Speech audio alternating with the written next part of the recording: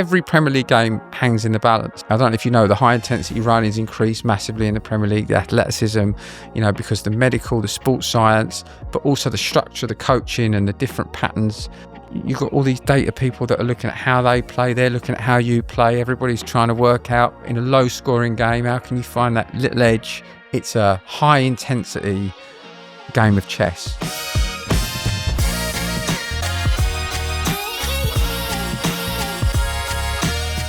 Hi, Steve. Look well. And you, mate? It's good to see you. Good to see you. How you been? Very good, yeah. Very good. Been a while since I saw you. Yeah, it's been a while. Lots have gone on. Yeah. Well, firstly, congratulations. You're above United now. Equal with Tottenham. Yep. Yeah. We were talking about it on the way down, how the shape of the league has changed so much. Yeah, this year, certainly. Yeah, it seems like smaller clubs, lesser-known clubs are able to break that big five, big six now. Some of those are struggling as well. Maybe. I mean, it hasn't run long enough to see that. And sometimes, all clubs go in a dip while they're re-engineering their squad. It's very difficult to stay at the top season in, season out. Sometimes Man City are going through a bit of a restructuring, aren't they, etc. But I do think with the advent of big data and small data, I mean, just the fact that, you can get a video of every player anywhere in the world. There's far more knowledge. The world's shrunk in that regard. All these things, social media, and give us access to information globally. Brexit has helped the league because, we've got broader access to talent. It's helped the league at the first team level. It's probably made it more difficult at academy level. So it's a bit of a double-edged sword. But certainly now we've got a level playing field recruiting from anywhere in the world. And that's accelerated the league in terms of viewership globally because we've got more players playing from all over the world. You've got players coming directly in from Brazil rather than having to go into Europe first and coming direct to us from Argentina, from Colombia. We've got two great Colombians. So, the success of the Premier League is a phenomenon. We've just completed the current TV round that's in the public domain, and the job that the league do in selling rights and the way the league's configured and its competitive nature just continue to drive growth against a backdrop where there is less growth. I mean, there is only one pool of media money. It isn't a magic media money tree that's endless, and you're seeing other leagues in Europe are struggling to maintain their number. Sometimes, in some cases, going backwards. The real big poles in the tent, probably globally, sporting-wise, the NFL, the NBA, UCC competitions, so Champions League, Europa League, and the Premier League, idiosyncratically, for what is a very relatively small nation, punching massively above its weight in terms of football. So one of the greatest exports now that we give to the world, and a lot of soft power the world over, and it's great to be a part of it. I've noticed the footage is starting to get a bit like the American footage when Amazon or TNT have it, where they've got all the games on to choose from. You don't just have the one on at the same time. Is that leading to more money into the game? No, I think it's how those broadcasters want to manage or what packages they bought. I think that in order to maintain, the price per game that we sell domestically has probably gone backwards slightly because we're offering more games for more or less the same amount of money. Broadcasters are obviously internationally have always had all of the games, and they manage it in a lot of different ways. I think you're thinking about Amazon particularly, where they have a lot of their package. There are a lot of games that are always on at once. But certainly the way they cover it has changed, isn't it? A lot more pitch side coverage, a lot more access. I noticed Oliver was on the pitch straight after the game, talking in a very conversational way about the game afterwards. So, yeah, there's a lot more access, isn't there? And a lot more interest in what goes on behind the scenes and the transfer market and all of the stuff around the game is a lot more interesting to people. You still enjoy it? I often say to people, the only thing worse than doing it might be not doing it.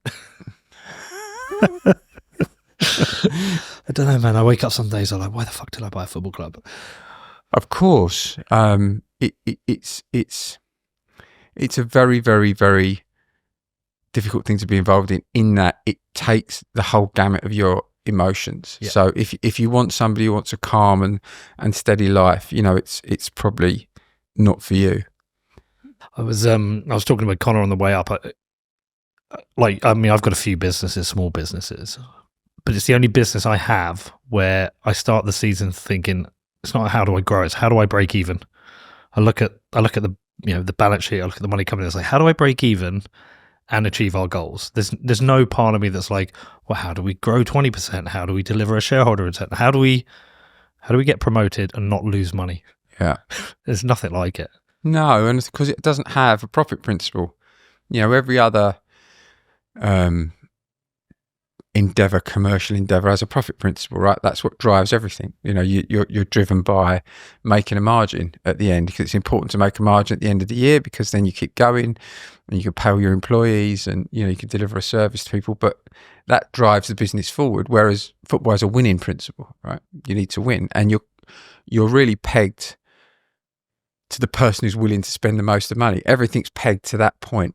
And even if you're prepared to spend less, you can only spend slightly less to be competitive. So yeah, it's tough. How do you start the seasons? Because that's what I was looking at. It's our goal. We're small non-league, is to try and win leagues, and we'll eventually get to a point where we won't.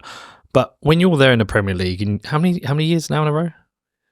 I think this is our 12th. 12th. Yeah. I mean, incredible. Well done. That's amazing. But when you start the season, what do you start with the objectives? Do you start with, let's make sure we stay in, or do you have higher objectives? How does it work? Well, as I've said previously, my objectives are more long term, in that when I bought and got involved in the football club, I don't think it achieved what it should have done. It got left behind. So the analogy I always use, when I used to go as a kid, I went to Selhurst Park. It wasn't a drastically different experience to going to Highbury. Roll forward 20 years and they're in the Emirates and we're still in Selhurst Park. Only it's, it changed ownership, wasn't in the ownership of the club, so hadn't been looked after as well as it would have been if it was in the ownership of the club. And my desire was to put it back where I thought it should be. I felt it should be a club competing in the top division regularly or permanently, and it should have facilities commensurate with a modern era. And if we could achieve that, that would set fair its future. So that's my aim. So I think if you live season to season, that's fine. If your ambition is to buy a football club and win something and have that, in your life and on your CV, there's nothing wrong with that. But if you've got a club that doesn't have the right infrastructure, doesn't have a decent academy, doesn't have a decent training ground, doesn't have a decent stadium, I think at some point that will be a transient moment. That won't be, you're not building any permanence. So listen, we still try and outperform. We'd love to win a cup. We've been to the cup final, 8 minutes away from winning it. We want to try and get into Europe. Of course we do. But overarching that is what we don't want to put at risk is the long-term project to make the club a permanent fixture in the Premier League, hopefully challenging regularly for Europe, with facilities that everybody in the local area can be proud of and the community can use, the women's team can use, and we're a good way through that project, and I'm really proud of what we've achieved so far. I've just come from the academy training ground, which is absolutely state of the art. We'll open our performance centre in a couple of months, which is incredible.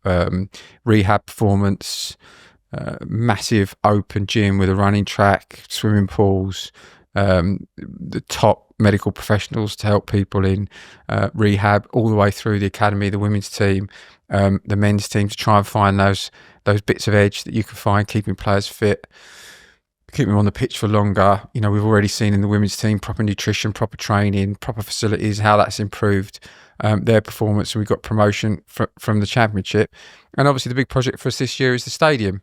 And as we move into a world where cost controls are becoming, a fact of life, whatever we land on them being, whether it's FFP, which is now bitten and everybody got through the test this year, which is great, which shows that the sanctions have worked and everybody's abiding by the rules, which is fantastic. But there, we've got UEFA with 70% cost caps.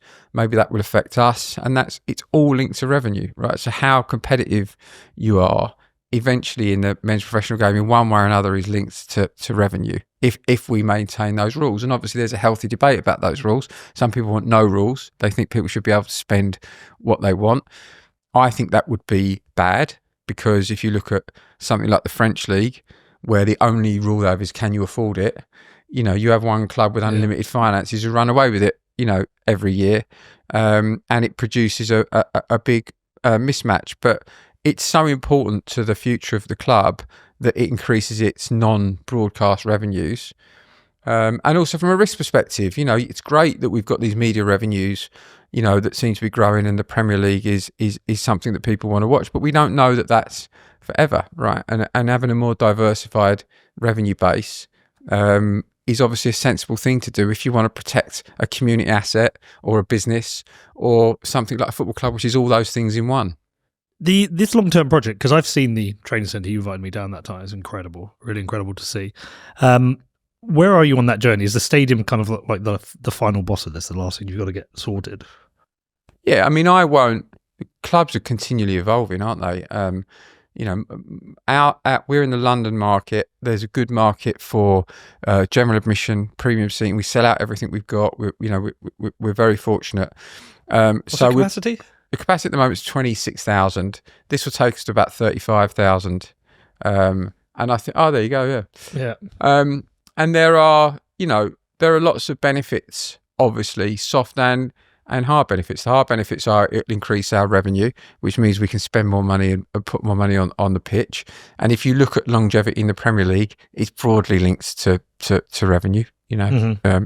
Things are slightly changing that, but it's broadly linked to revenue. But also, I think with a football club, it has to have forward momentum. That's what fans want to see. That's what, to a certain extent, intimidates the opposition. These are when you go to Tottenham. I mean, if you remember, Man City didn't win for ages at Tottenham. It's a wonderful stadium. It's a pretty intimidating place to go, even for the the top professionals. It's they've got the atmosphere right, I think, with the wall of sound that they've got at one end, like the Dortmund kind of wall. So I remember Ian Wright telling me a story. They used to send Ian Wright out at Palace to go and look at the opposition team arriving, and they'd say to him, what do they look like? And he said, look like they came to lose to me. So you want a bit of that, you want to build as much as you can an intimidation factor and elevate yourself in people's psyche into a top half Premier League team. And then, of course, anything's possible. Then trophies can come and those kind of things. And again, I'm not saying that we don't start the season trying to win one or finish as high as possible as we can. But the more revenue that you can generate, the more master of your own destiny you are. Maybe you don't have your loan players taken back in January, as we just have. So, obviously we want to be more in control of our performance and be able to hold on to players for longer and outperform where we are now. How much is that costing, that stand? Well, it was... Here we go. Depends. I mean, you want to come into some of my weekly meetings about costings. Look, there's inflation. There are some nice to haves that maybe we won't have at the beginning, but it's going to be in the region of 160, 170 million. If you add in all the land we've got to buy and the houses that we've got to buy and the houses we've got to build to replace the houses we've got to buy, when you're building stadiums or expanded stadiums in inner city areas, they're hugely complex projects. Anybody will tell you they take a lot longer than you think they will when you start out, but we should be starting at the end of the season. Do you think you'll end up building a new stadium in 4 sections? Will you just replace stand by stand? Is that the plan? I think we'll do the stand that we're doing now, because that's, if you go around the world, I think the Germans, because they've had to generate more revenue from their stadiums. We went to the Euros recently and lucky enough to go around a lot of stadiums. They do a fantastic job of maximising, their revenue on match days in a good way, with really interesting things, good retail food offerings. They're much more, you kind of enter a cordon to a stadium area and around the stadium is almost one big fan zone. They're not selling people food and things in the concourse, quite difficult in any concourse, but obviously outside the ground, you can create a really nice atmosphere and you can have different food offerings because you can bring franchisees in and, you can just make it a lot more kind of engaging and interesting. So, we're working through all of those kind of things to maximise the revenue, maximise the enjoyment for fans, make match days an event, a longer kind of event. How long will that take? Probably 2 years. We're just looking at we're building it with the current stand in situ. You can probably go online and find quite a good video of it being built. I don't know if you. So can you find build what behind into? Yeah, into you build behind the current stand, and you can play this, and it's. That's there it. you go. So we built the first floor plate. You can see the existing stand, which comes from 1924. I've got a picture of that stand when it was built in a field on its own when the stadium opened. And then, so that's a walkway then. And then we build the cores and the bookends at the corners. You can see the towers going up at the side. Yeah. And then you can see the roof strut being built. Yeah. So the roof strut truss will be built in situ because obviously it's too big to bring through. I mean, I'm not sure. I think they were telling me that there are only 4 or 5 spans in the country that will be bigger than that. Wow. And then that gets lifted on, tethered with cables. And then gradually you start building up the floors. We've got a whole gamified model of this. We can walk through it, we can see all the spaces, visualize it with people in, really try and make. You can see the new tiers being put into there. Yeah, glass front. You've got a nod to the Crystal Palace in the central kind of can we call it gabled glass frontage, and then the eagle's wings. Malcolm Allison envisaged the eagle as a phoenix rising from the ashes of the Crystal Palace. So you're trying to, a nod to that with the eagle's wings at the side.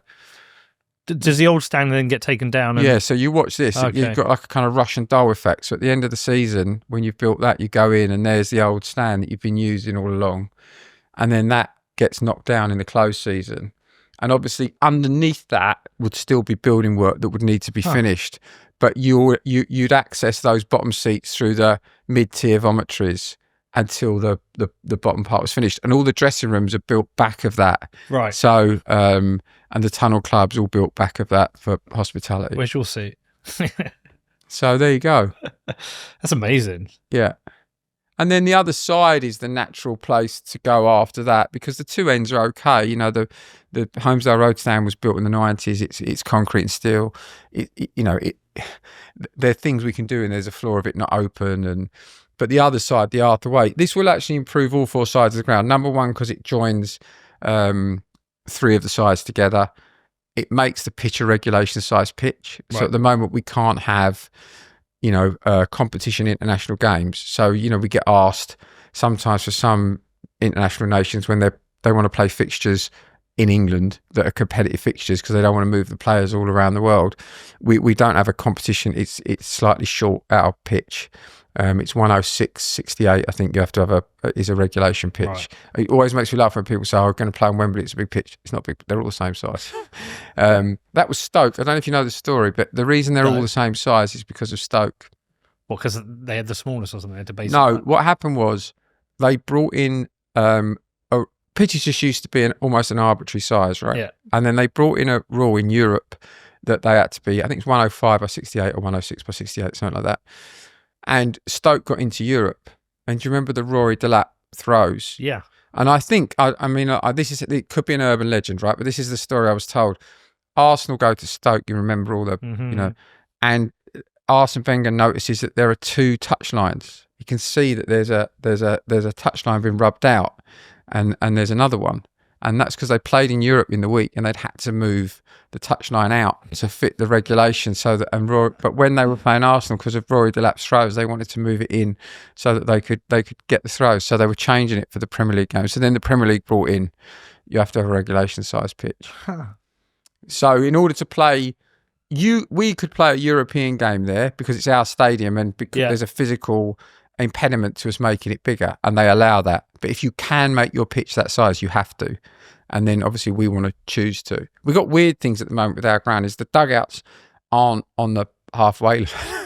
They're because at some point the pitch must have got moved from where the original tunnel. So it's all a bit off centre. So I'm a bit OCD with stuff like that. So it all gets centred up and made. And then the Arthur Waite's got this really low gantry in it. I know. Do you know how I know that? So I had an American over, and he wanted to go to a game, and I said not just because I know you, but I said to him the best away one to go to is Palace, and you were playing Liverpool, and so I got tickets, and I couldn't believe the price I got them, and then I realised because the last row, you're bending your head down. The last rows, but that's the TV gantry. So once we take that out, it still have some pillars in it, but it'll improve the view. But that's the one to do maybe afterwards. But that's someone else's problem. When do you think that'll be done by?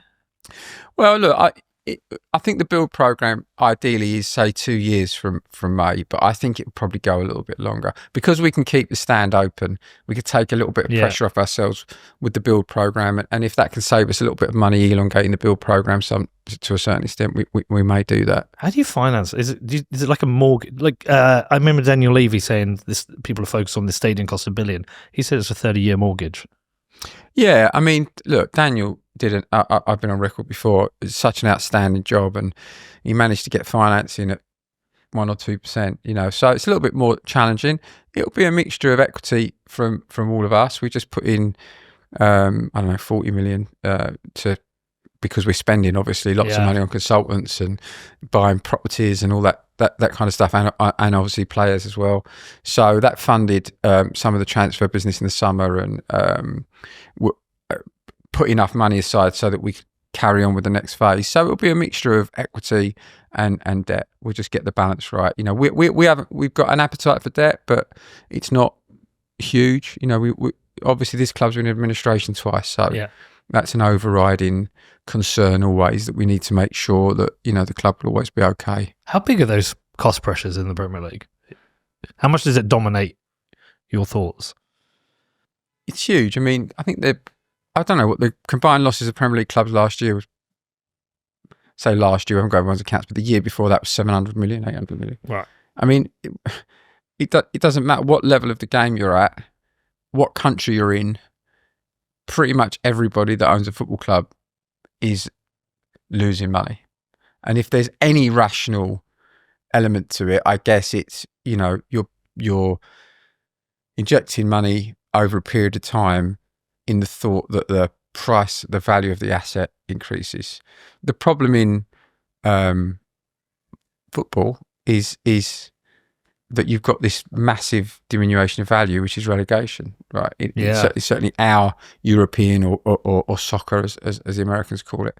And you can see this in MLS teams. I mean, MLS teams worth more money than most Premier League clubs and trade pretty easily, right? Because there's no jeopardy. I'm not saying we should get rid of it. It's important that we keep it, really important that we keep it. But, it's part of what makes the game what it is. It's part of what drives the rights, the battle for relegation. And, it's awful if you live through it, but it's very, very, very important. How close have you got to one? I haven't looked back at the records. Since I've been around, we've been okay. I mean, the first season was very challenging. We had 4 points after 11 games. Yeah. But we'd only get complacent, but you learn a bit about it. I'm less worried about relegation now than I am about outperforming. I'm disappointed, that we don't outperform more. We just need a few things to fall into place sometimes. A little bit of, we have good luck and we have bad luck. We just don't get a big chunk of good fortune in one season, right? I mean, I'm not saying for a minute we don't have as much good luck and bad luck as everybody else. It's just in the segments that we get it in, So, I don't think, hats off to Forest where they are. I think they're incredible. I don't think that we're miles off, Forest. You just got to put it all together in the right kind of sequence. We've got a fantastic manager, fantastic staff. We're playing well at the moment. We'll have to see. But, staying in the league, we've done okay at so far. Do you have to plan for that? Do you have to have a plan just in case it did happen, how you would manage it? Totally, yeah. And all contracts, written planning for things like that? Because I've seen, for example, Watford's the one that really stands out for me recently, the struggles they've had since they've gone down. Well, the biggest financial jeopardy you can put a football club under is relegation from the Premier League. We would go from, you'd have to manage going from 180 million turnover, say finishing 10th, to, I don't know, they've just improved their TV deal in the Championship, but let's say you'd flatline on your fourth year at 25, 30. That's after the balloon payments.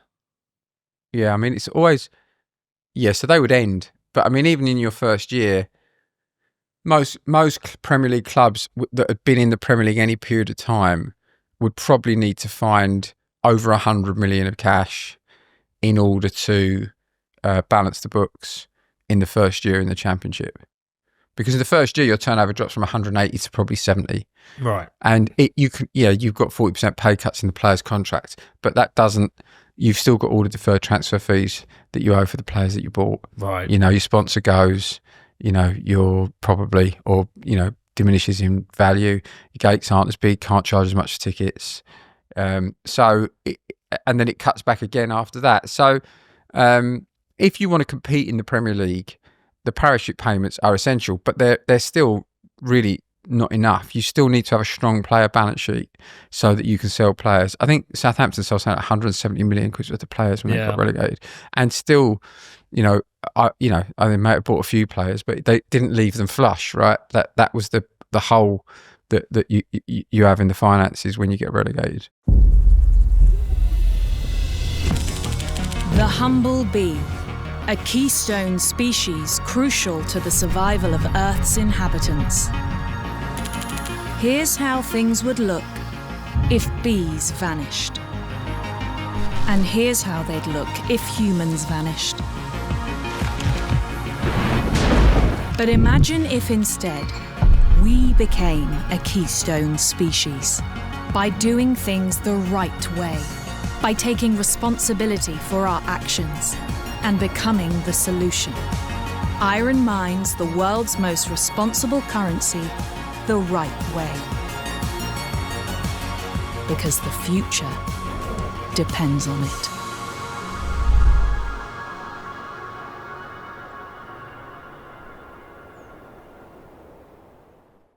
Yeah, we don't have transfer fees yet. We're too small. But I think you said to me when I came down to visit the...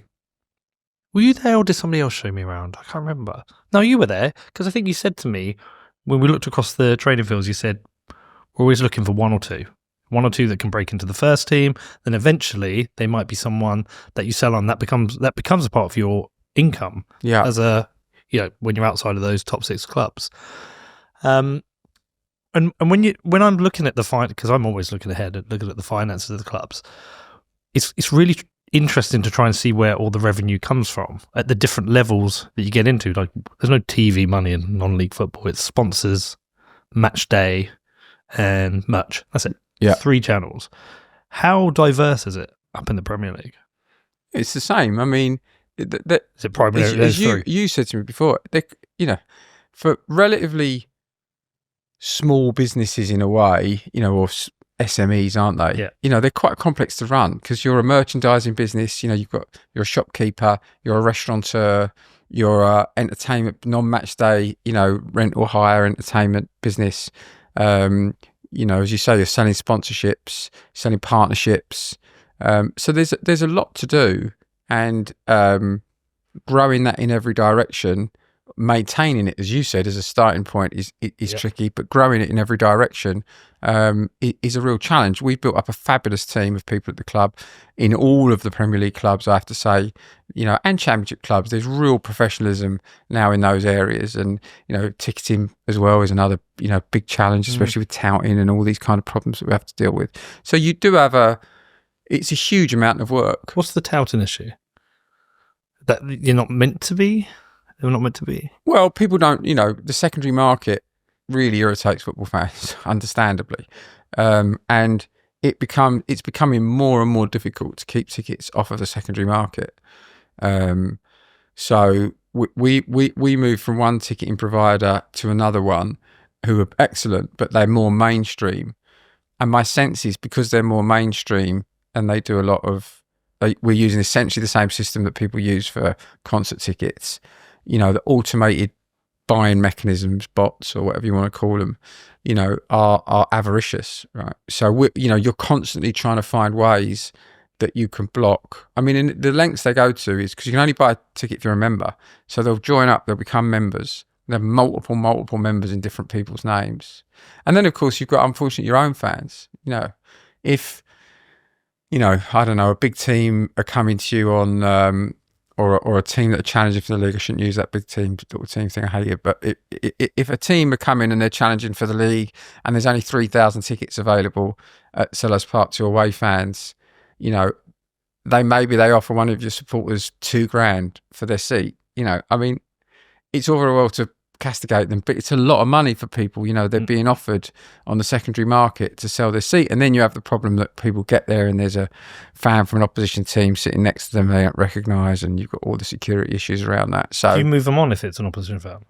Yeah, I mean, if they bought them off the secondary market, we just confiscate the tickets. It's in the T's and C's. You just can't buy them off the secondary market. But you would eject them from the ground, or I don't exactly know. Yeah, I mean, look, if you come along and you're quiet and you sit on your hands, possibly, if you're not causing it depends what area of the ground you're in as well. If you're not causing, obviously people give their mate their ticket and they don't. We're not sort of draconian about it, but you are really trying to undermine the secondary market. It's not good for football. It's not healthy. We want to keep ticket prices down. We want to make it accessible. Obviously, there's it's been publicised. There's an amount of tickets in Premium Plus and hospitality that you set aside for people that come from abroad, because you want to be able to people to come to London and see a Premier League game. It's important for the country, it's important for tourism, it's important for all those things. But your stalwart fans, you don't want them locked out of coming to games because people are buying tickets at extortionate prices on the secondary market. Yeah, we sometimes try and get Liverpool tickets, and it's £400-500 a game every game. There's the odd game, maybe a cup game. You can get one for a couple $100. You just can't get them. It's that live football tickets. I don't know how they get to operate, because you can't buy them on something like Viagogo. You're not meant to be. I think there's still a kind of ban. The Football Association don't like people having resold tickets, right? No, I don't think anybody likes people reselling tickets on unauthorised marketplaces. But there's no Viagogo can't sell them, can they? There's no. I think if anybody can get hold of a ticket, I don't think there's any law against somebody selling tickets. I thought there was on football. Maybe there is. How supportive are the fans with the whole project, and how patient are they? And is that a challenge as a chairman? Oh, listen, there's all sorts of different fans, but I think we're very lucky with the fans that we've had and that we've got, and the fan base that we're building. I think that they want to do better. They want to win things.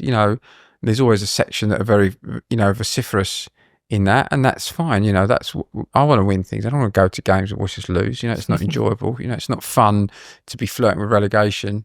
Of course I want to do better, but I don't want to flame out. I don't want one big run at success and it's not sustainable, and we can't keep it going. And I think having been, the club been in administration twice, does focus, the mind of the fans. They all want the best thing for the club, and I think what's important is that if they enjoy the football, if they're enjoying the football and you're playing an entertaining style of football, and it's it's good to come at the weekend and the atmosphere is good, then obviously that helps as well. But generally, as long as you stay off X or Twitter, or then you're don't read the comments. Yeah, exactly. Don't I mean, there's some stuff people write is horrific, but as long as you stay off that, I think I when I walk around the ground or I go to an event, I think the supporters are fantastically on side and on board with what we're trying to do.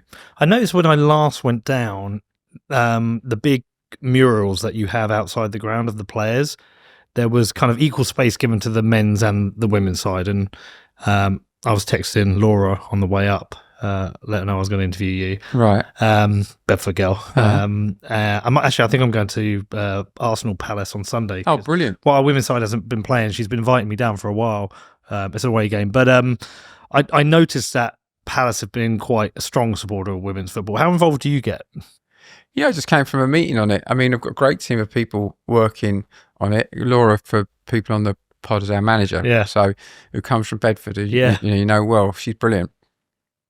Yeah, I mean, look, we just came from a meeting where we were talking about how you grow the game. I mean, I do think the women's game's in a difficult spot, and it's been built from the top down, from an international football down, and that's it. Makes it more difficult to build a domestic game because there too many international weeks, I think, for in the men's game, but there are 10, there are 13 in the women's game.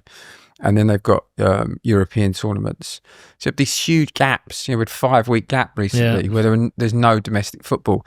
The league's relatively small, 12 teams. It's difficult to build any cadence, any kind of momentum behind the women's game, and it's there's no cost controls at all, really. So it's very top heavy. The access to talent's very difficult because we have a very tight work permit system in the women's game, which obviously they want to encourage more people, women, to play. I think the way to do that is to get more professional teams and have a bigger league, because I think if you're a girl playing football in a town where there isn't a professional team, what's your route to a career? You're probably not going to earn as much to move at a young enough age to go to an academy in another town like you perhaps would if you were, in the boys' game. So I think more towns that have got professional teams. I do think the league's got to be reimagined slightly. I think they could go to 16. It's just, I'm told the calendar's just really tough. FIFA and UEFA have really got their teeth into that. I don't know. Calendar. I think it's nonsense. I'm with you on this. They focus on the top end of the game too much. We have the same. We had 3 weeks without a game. When the calendar comes out, we have through the season, I think we have 22 league games. We have the same amount of cup games as the men. Yeah, essentially 18 less league games. We play 2 midweek games all season when we could fit more in as well. Yeah. But we have these big gaps. But also there's only one team that goes up. There's no playoff. And I think that's an own goal, because you can get to a certain point in the season, there's nothing for anyone to play for. Whereas if they even had a playoff in second and third and had 2 teams going up, I think that would stretch the season for most teams, because in a division of 12 teams, you've got, unless you're right in the middle, you're either competing for the playoffs or you're trying to get relegated. But I think they could go to 16 teams. There's enough, certainly with the WSL, there's enough big clubs even in the championship who want to get in. I don't know why they're reticent to do it. Yeah, there's big clubs that haven't even really started. Like Leeds, and we're above Norwich and QPR in the league. I mean, it's because it's very difficult. Look, I'm hugely positive on it. It's a massive opportunity. I don't think there's a faster growing spectator sport probably in the country, but it's at a real inflection point. And this new co has been formed, to run the top league, and I think they've got to get it right. And as you say, they've got to create a game at the top, domestic game that's healthy, and an incentive for a pyramid to form behind it that's healthy as well. And hopefully that will professionalise the game. But as I say, it started very differently to the men's game, where each town built a club, and then eventually in the 30s there was international football. But the base of it had all been built. This feels like it's been built. The foundations of the game domestically aren't quite right. But Nikki DeShoe's running the company that's now running the WSL is fantastic. The team that she's got working for her are fantastic, and they're doing everything they can to really drive to get to the right solution, talking to everybody, working out what the right solution is, getting all the key people on board, and hopefully, we can drive it forward. But I love our women's team. They train at our academy. They've got grade A facilities. We manage all of their social media. We try and make it unique to them and different, but we give them access to all of the same kind of resources, and hopefully we'll just see the game, the women's game, go from strength to strength. The economics work much different at the top level. Worse than the men's. It's worse. From a margin perspective, it's almost. We've got a fabulous sponsor who helps us. I'll mention them. 10 Shipping. Yeah. They're incredible, and they're doing it purely, because they want to support the women's game. Nikos Taskos, who's a CEO of that company, it's a publicly quoted company, is passionate about promoting women's sport, and he's done an outstanding job and come along and helped us. But outside of that, there really is very little revenue. It's we're getting crowds of about 1,400, 1,500, sometimes 5,000 if we have it at Selhurst. Okay. But it's growing, but it's hard yards. I think the Sunday football's a bit of a problem, certainly at the lower levels, because nobody wants to have a drink. Most people have got family time. I've kind of been wanting to push to get the games moved to a Friday night, Because on a Friday night, we could interest getting people out to a game, having a drink, and spending a bit more money. But I just on the Sunday, it's a bit of an afterthought, and usually it's clashing with Sunday Premier League football or youth football, or youth football. Yeah, and so it's always the what about economic summer. What about playing in the summer? It could do that. I mean, at our level, I wish our break was December and January because we lose so many games anyway with the weather. I think people want to have football. There's a demand, but then does it clash with the World Cup? Or I think there's a lot of things. I think the stadia have got to be right sized, and they need to have and they need to be an attraction in themselves. I mean, it is a younger audience typically. You know, it's dads and their daughters, and it's a different audience, which is amazing. But I do think it needs to work on its appeal on match days. And I think what we're saying is it needs a slot, it needs a place where it lives generally, so you can get habitually, I go on a Friday night, I go on a Saturday at 12 o'clock. I don't really think it matters exactly where it is, as long as it's got its own spot and its own home and people get used to it. That's when the women's football is on. Yeah, and I think more clubs need to support it. We're in a division with, like I say, QPR and Norwich are in our division. We were invited to play at Loftus Road, which was incredible for us. It was an amazing experience to go and do that. But there were 200 people there. Lovely people, the QPR people as well. Great. Really lovely people. Really looked after us. But we're just like, this was a real opportunity to maybe have 1,000 or 2,000 in there. And it was just a bit like, And I also don't think, because I don't know if you get involved in the governance on the women's game, but I also don't think they help themselves sometimes. There was the FA Cup a couple of years ago. They increased, I don't know if you know this, they increased the prize pool, but they did it halfway through the tournament. Right. And so all the smaller clubs who probably need the money a bit more missed out on it. So I sometimes think there's these own goals, but it's very fluid, let's say, at the moment of how it's being delivered. Look, they've done a great job with the international team. Yeah. They get amazing audiences. They've created stars. It's got to filter down into a strong domestic game. And I think there is a real opportunity there for us to be the premier European women's domestic league, as well as the premier men's domestic league. And maybe, look at the NWSL and how they do it. And, maybe there's things that we can do with them as well. Talk to me about the governance of the game at the top level, because I obviously don't know anything and how well it works and what it's like being involved as a Premier League chairman. Well, I mean, it depends who you want to listen to at the moment, doesn't it? I mean, most people think, the prevailing narrative is it's shambles and, nobody gets on and nobody can agree on anything and nothing ever gets done. And, the Premier League is this sort of organisation that only looks after itself and doesn't care about the wider game. And I don't really know what we can do to fight that narrative, because it's become kind of ingrained. It's become ingrained. I don't know if it's the whole Premier League. I think after that attempt at the breakaway league, it was probably seen as like an elite 6 teams. I don't think people looked at teams like Palace with the same way they looked at Liverpool and City. Yeah, I was thinking more about the organisation. Okay. I don't know that they don't. I mean, I don't know. Look, my experience of it is that the Premier League, first of all, is an incredibly well-run organisation. Really, really well-run, and it's dealing with a huge amount of issues, at any one time. I think that the success of the Premier League, and maybe some things like VAR and financial controls, and the way the world's changed have created a scrutiny on it. It's almost like we're a government, and every decision that you make, is wrong. What do you think of VAR? Well, look, we had a debate about turning it off, didn't we? And I think the problem is that now, if we got rid of it, the first time somebody was 10 yards offside and they scored a goal, everybody would be howling for it back. I have issues with it.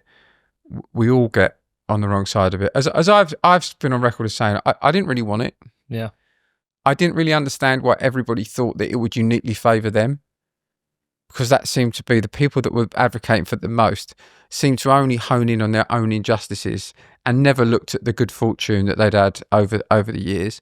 In the end, I kind of landed on, okay, I think if it favours anybody, it will level the playing field slightly for the teams that feel that that sometimes there's an inherent bias and there's crowd pressure at some of the certain teams that you go to, and that taking that, having somebody sitting in Stockley Park who can look at it in the cold light of day and is more analytical would give us more of a chance of getting decisions. And I stick by that. Even though this clear and obvious error has changed that dynamic slightly, because it's allowed, I think, some of that unconscious bias. Everybody's trying to do an amazing job, by the way. I talk to all the people, Howard, they're all trying to do the absolute best job they can do and get it right as much as they possibly can and improve the game as much as they possibly can.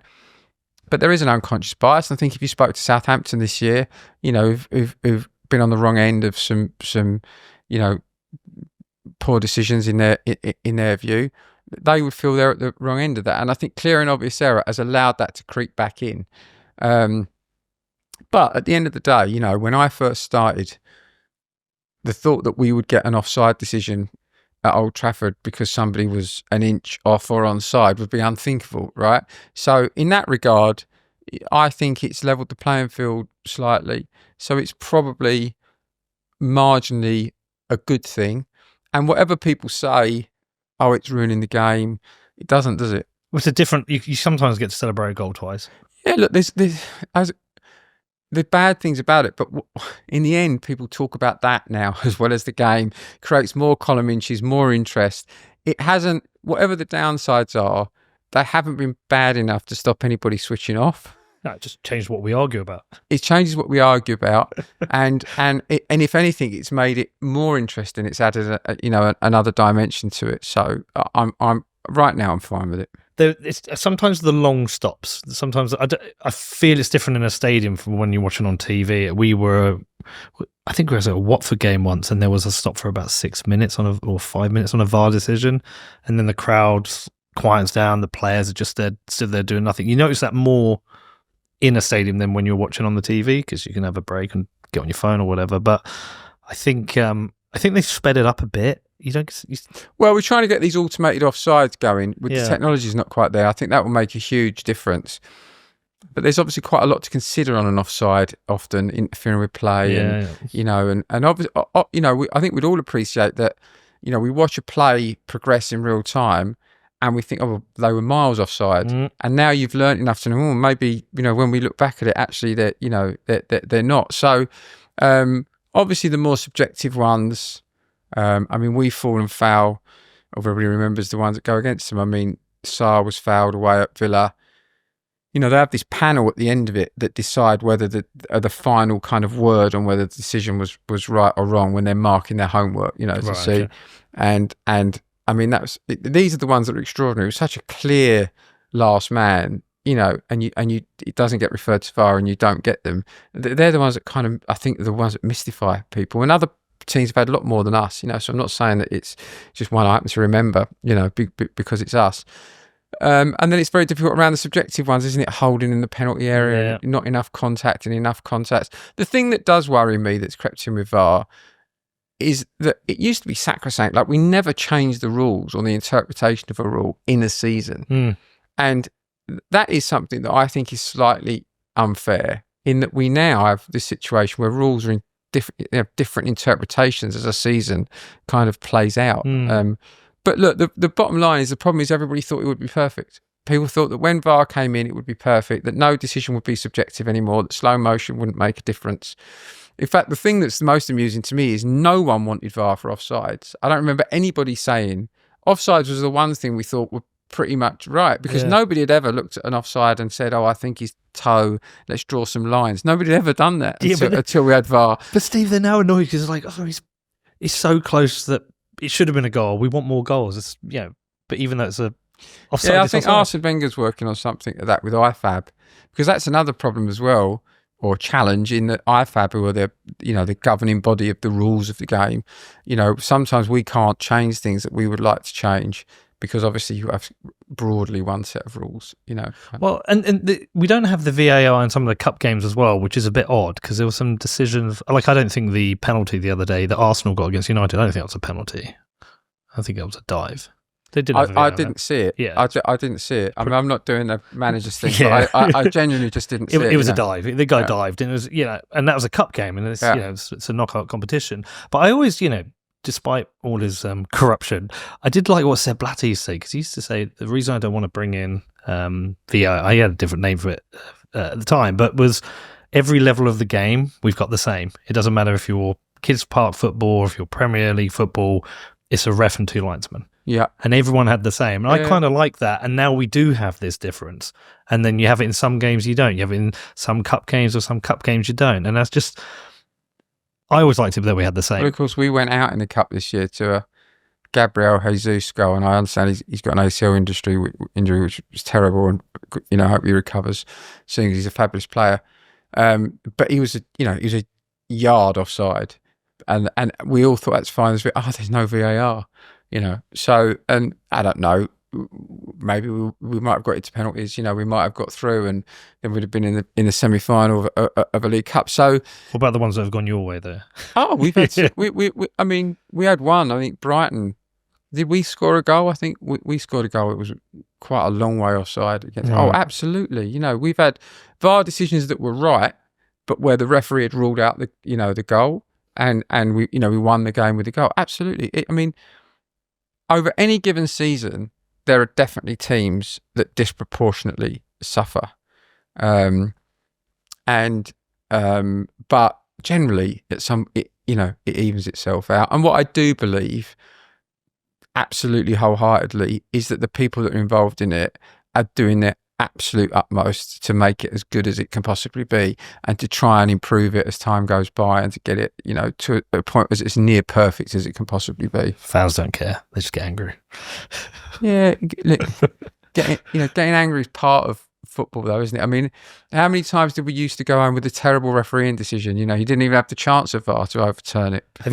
Have you had to change, because I've had to change the way I deal with it. Have you had to change that, the way you react to results? Connor will tell you I used to get in a rival state with some games, and I've had to become a bit more stoic. What, because of an injustice, or because well, at first, just carrying too much emotion into a game, that just put in the whole weekend or the whole week on this game, and if we didn't win, spend the whole week miserable. Yeah, so I never say things like, to myself or to anyone, I never predict a result. Okay. I never say things like it's a must-win game, or I never use that. Dougie taught me something right at the beginning. I said to him, after the game, do you want me to come down? Come down. He said, look, I don't care what you do. It's your club, right? Just do the same all the time. This is a professional operation, right? It's not what you think it is. It isn't run by emotion much, because you can use that at important points, but it's unlike business that we were in, where my old business, we got to a position of sort of market dominance almost, where I could control outcomes. If I wanted to win that bit of business, I knew pretty much what I had to do it, and I could control outcomes. You learn pretty quickly in sport, you can't control outcomes. You can only control the process, right? So you hope that your process, if you have a good one, will create over a period of time, statistically, this outcome that you need: stay in the division, get into Europe. That's what you're aiming for. If you vest everything in one particular moment and one particular result, as I say, it's the most ridiculous thing that you can do with your life. If the ball goes to the left of the post, you're an idiot all week. If it goes to the right of the post, you're a genius. And there's no other business like it. As you said, you can run a perfect business, but the success of the business comes down to what 11 to 15 people do for 90 minutes once or twice a week. Yeah. And you can have the perfect business behind that. So your and my job in these teams is to create an environment where everybody can do their best and perform their best. And you being a coiled spring, I don't think is conducive to that. Is that something that's evolved since you've had the club, or were you pretty much like that from day one? No, I think, unlike, again, the business that I had, that I could do every job pretty much in that business. Yeah. And I was very different the minute I came into football. you realise that you're relying on people, and you want to help them, you want to learn about it, you want to learn about the football, you want to learn about ticketing, you want to learn about the restaurant business, you want to learn about all the things you need to learn about, and you want to try and help them put good people in place and help them with the things that they need, whether it's the investment, the time.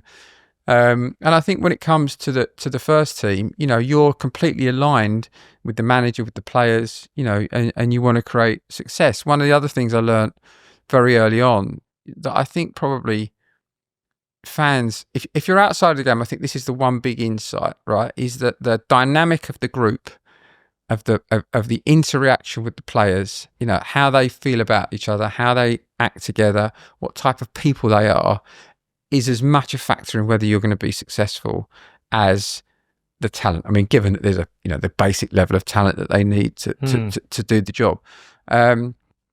So, but equally, I constantly question myself. Am I pushing people enough? Am I demanding enough? Am I, what's the right balance? But I do think everything you do in football, when you watch a really well-run professional training ground, there's most of the time there's an element of calmness, and structure, and particularly now in the modern game, which is, where the players are taking in so much, data, positional structure. Look at the quality of the coaching now in the Premier League. What it's a high intensity game of chess.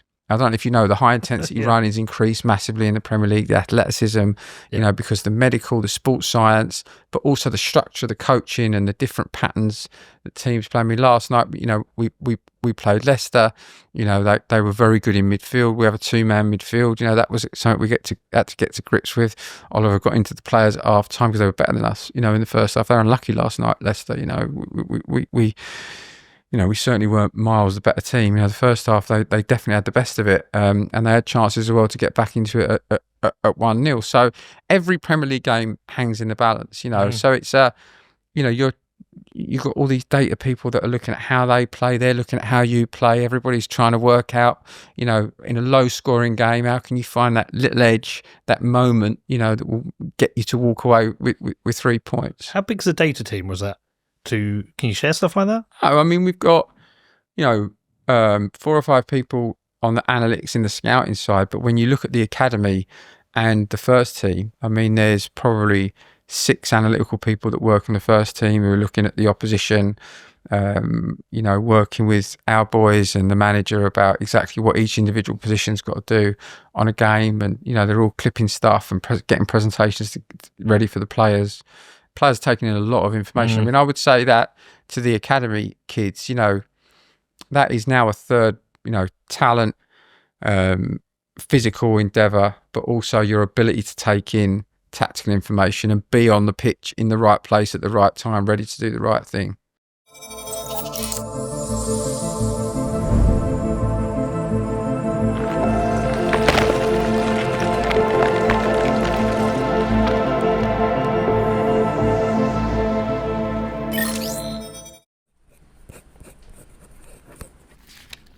Very important that you don't lose this, okay? This is your inheritance through Bitcoin. Let Bitcoin rip. Don't rip up your Bitcoin. Set up inheritance with Casa.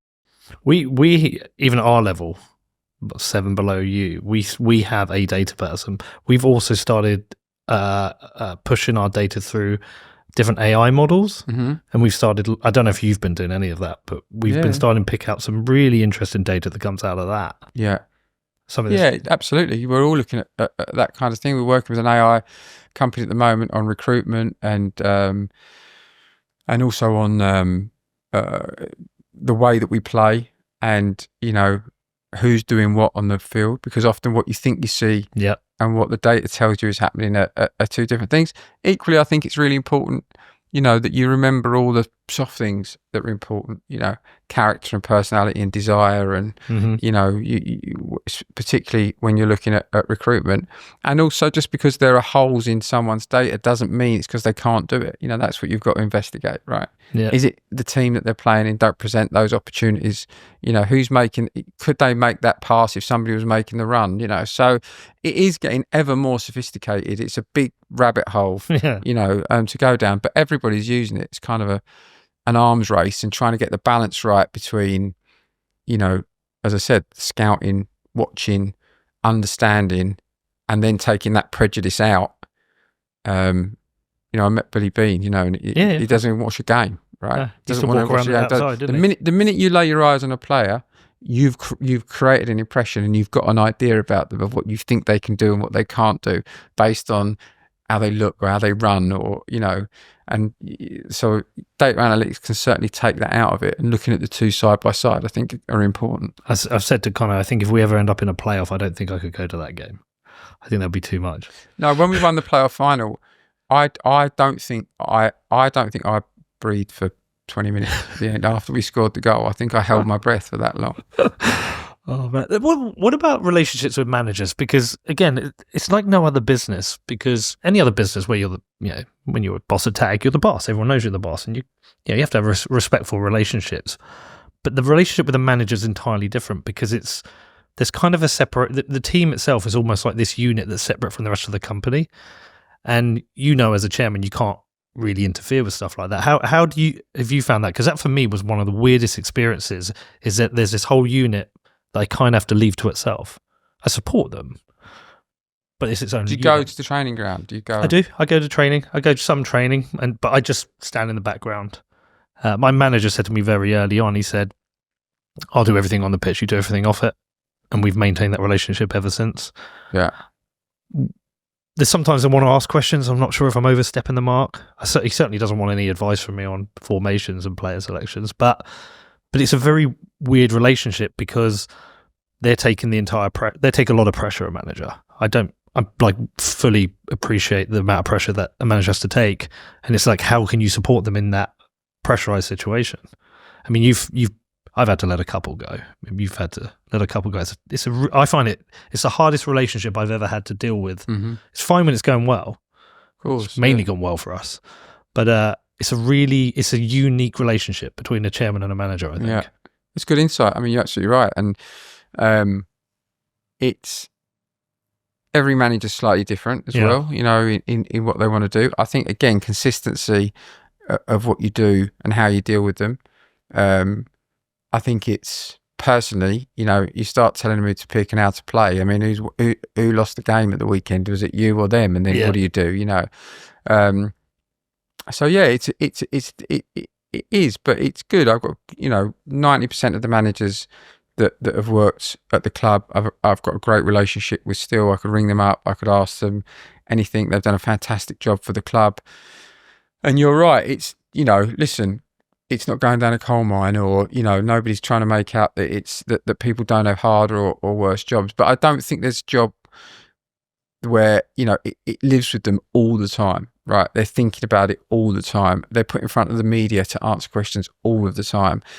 I don't think there's anything like professional sport that can take you so low when things aren't going well. And as a manager, you have to find a way to lift everybody. You have to be that person that isn't in despair. You have to be an actor almost. You have to bring positivity to an environment when things are difficult, and you have to keep people's feet on the ground and not allow yourself to get carried away. And all the while, you've got particularly if you're a Premier League manager, you've got a phalanx of people that are trying to get you to say something you shouldn't say, or ask you about somebody else that you don't want to talk about. It's difficult, and you share a lot of those feelings. I mean, as I say, I don't have to do this, right? You're a mate. We said we'd do it. It's lovely chatting to you. Your ambition, first time I ever met you, was to buy your hometown club. I think you were the first person I told, outside of my family. And hats off to you. You've achieved what you set out to achieve, right? You had a big plan to do that through a meandering road through Bitcoin and all these other things that you do. So you're right. You're learning about it in the right way. And if anybody, there's no recipe. Your starting point is to be a good person. If you're a good person and you want the best for the club, which you do, it's your hometown club. This is my home team, right? And you're prepared to put your ego and yourself to the back of the queue as much as possible, because I think that's what you need to do, because it isn't about you, it's about the players, it's about the manager, it's about the team, it's about the community. That's what it should be about. That's what you should be reminded. It's about the work, right? It's about the graft. And if you can do that, you've got a chance. Having said that, I've watched clubs where it seems utter lunacy. Everything that goes on seems crazy, and they do extraordinary things. So there's no one way of doing it, is there? There's no one recipe to anything in life, certainly not to football, that can provide success. And I think you've got to be true to yourself, like everything. You've got to be your own person, true to yourself, and do your best to try and create the outcomes you want to create. 12 years in the Premier League, I think, is testament to that, because how many other teams have been? Have you even looked at how many teams have been there the whole time you've been there? So there's only, apart from the top teams, there's only Everton and West Ham that have been there, I think, longer than us. So of the I don't know how long the Premier League's been going now, 32 years, something like that. Maybe people can look that up. But so 3 teams a year get promoted. So there's been roughly 100 teams promoted. I think only 4 have lasted 12 consecutive years. And one of those, Man City. So only 3, to all intents and purposes, of last. So we're in the 96th percentile of performers in that time. The disappointment would be to me is during that time, West Ham have won a European trophy. Burnley have, been in Europe. Hats off to them for doing that. And Brighton have been in Europe, which is obviously hurts our fans, a lot. Although again, great run club, and hats off to them. So 8 minutes, though. So we've done okay, Yeah. but the most important thing is that there's something to show for it, right? And a state-of-the-art training facility and academy, and a 75% towards a state-of-the-art stadium would really be something to show for it. And that's. Do you feel like, therefore, you're more like a steward of the club because you won't do this forever? At some point, someone will come along. I mean, I said that very early on. I hear people say, "No, but that's just a fact." Yeah. I mean, it's not like any other business. I know, we've got this regulator arriving, and the narrative is that football clubs are going bust every 5 minutes. It's just not true, is it? I mean, if you go back to when football clubs started around the 1860s, we formed first in 1861, I think. Right. We were one of the. When the rules were formed, if you go to the FA book, we're one of the 10 clubs sitting in the pub somewhere in Barnes that formed the rules. If you go back, if you take any other sector of the market, you won't find hundreds and hundreds and hundreds of companies from 1860 that still exist today, right? And okay, at some point, some owner might have lost their money, but the club reincarnated itself, and it's still there for the fans. When we look at what the regulator wants to bring in, there are some very good things in it. I've said for years, the biggest risk to lower league clubs are property developers and people giving planning permission to build stuff on sports grounds and stadiums, right? That's the biggest single risk to most lower league clubs. So I think the things that they're talking about with the grounds, I mean, when I first came into football, I was forever getting non-league clubs ringing me, the crowds have dwindled and a guy's bought the club or a woman's bought the club and they want to build flats on it and we can't really stop it, and another club sort of bites the dust. So there's some things I've been saying for years that are really positive in keeping clubs going. But absolutely, that's what we are. We're custodians. It's going to outlive me, and I want to make sure I supported the club since I was 4 years old. It's something I care about deeply. I care about my area. I care about South London. Care about all the issues that South London's got. I think football clubs can be a beacon of light and provide entertainment and hope. Through either the matches and the joy that brings on match day, but also the foundation and the charitable work that the clubs do, and the academy and all the things that we can use it for outside of the first team and, the disabled team and the cerebral palsy team and all of those kind of initiatives around knife crime and all the problems we've got in South London. So there really, really are, important things. And my job and your job is to look after them, make them better, and then pass them on to the next generation, as something that future generations can enjoy. How bad are the challenges or how big are the challenges of South London? Because I think there's this perception that London generally is in decline. There is more crime. It is less safe. And I've got a friend who works at the Met, and He spends a lot of time explaining to me the problem of gangs and crime.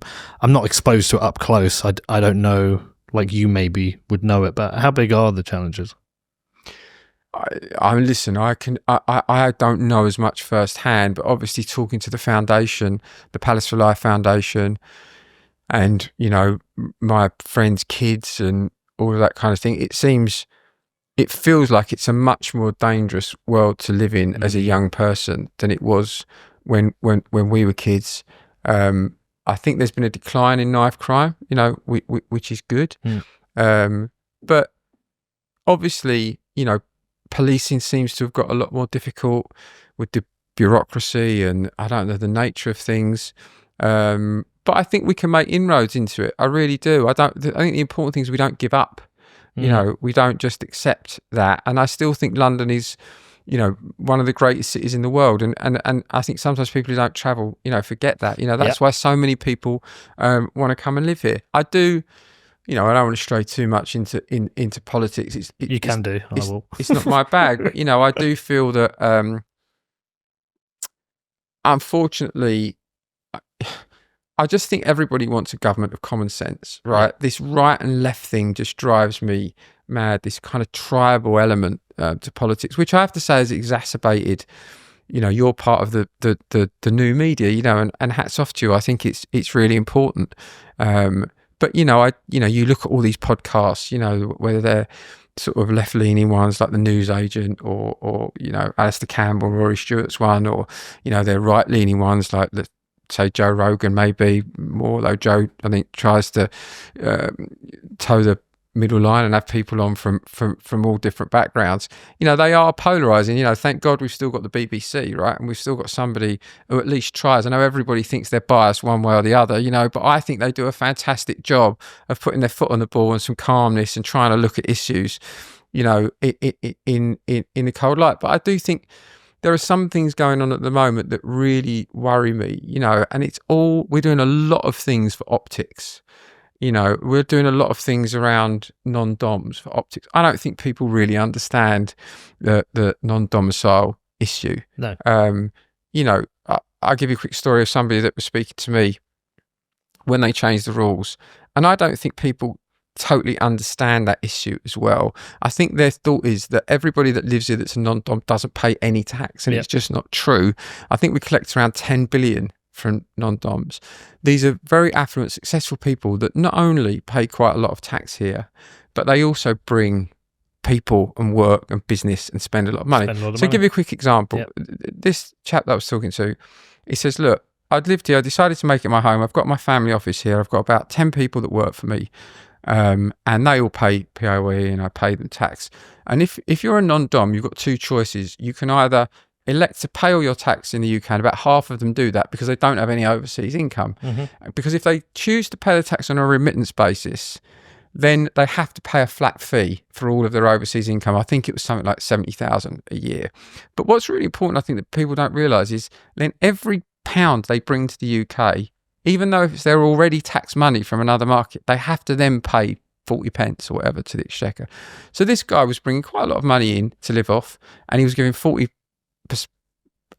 of it to the Exchequer. So it was just money he brought in from outside, and he was employing 10 people and they were paying tax, and he was living in and he was paying VAT and he was going buying things.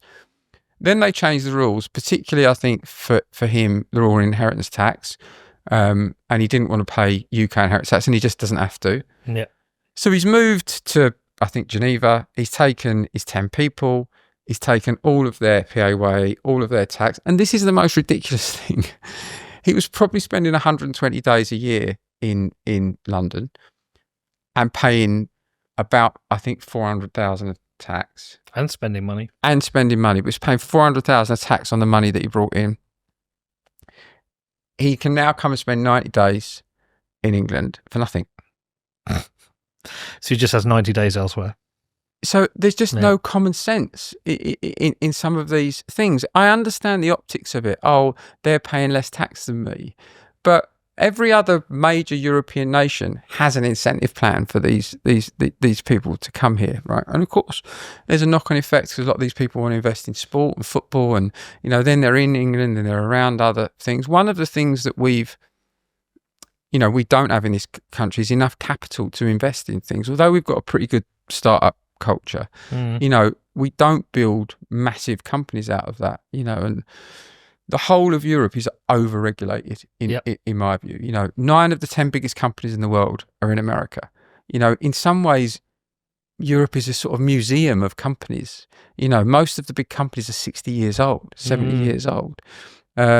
So it was interesting to hear the Prime Minister the other day say that, because we're free of the EU, we can make our own rules on AI. These were his words, and we need less regulation for growth. And I hope, having had 7 months in power, that they're starting to understand that you can't just say growth and investment and it just happens. You have to create the environment where millions of people have got the incentives to get up in the morning and go and generate wealth and growth. You can't do it under some kind of central control.